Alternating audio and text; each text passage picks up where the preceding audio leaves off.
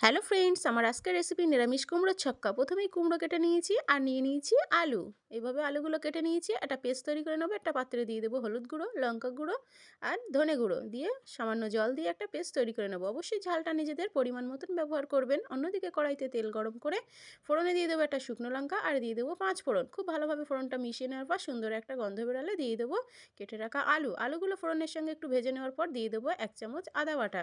তারপর এখানে দিয়ে দেবো যে পেস্টটা তৈরি করে রেখেছি সেই মশলার পেস্টটা দিয়ে খুব ভালোভাবে নাড়াচাড়া করে মিশিয়ে নিতে হবে। তারপর দিয়ে দেবো কুমড়োগুলোকে মশলার সাথে খুব ভালোভাবে মিশিয়ে নিয়ে দিয়ে দেবো উপর থেকে নুন। অবশ্যই নুনটা নিজেদের স্বাদ মতন ব্যবহার করবেন। খুব ভালোভাবে মিশিয়ে নেওয়ার পর দিয়ে দেবো পর্যাপ্ত পরিমাণে জলটা দিয়ে কুমড়োটাকে খুব ভালোভাবে সিদ্ধ করে নিতে হবে। খুব ভালোভাবে নাড়াচাড়া করার পর একদম রেডি। এখন উপর থেকে গরম মশলা ছড়িয়ে নামিয়ে নিলেই কিন্তু রেডি কুমড়োর ছক্কা। অপরদিকে গরম গরম ফুলকো রুটির সঙ্গে পরিবেশন করবো এই নিরামিষ কুমড়োর ছক্কা। আজকের রেসিপি কেমন লেগেছে অবশ্যই কমেন্ট করে জানাবেন।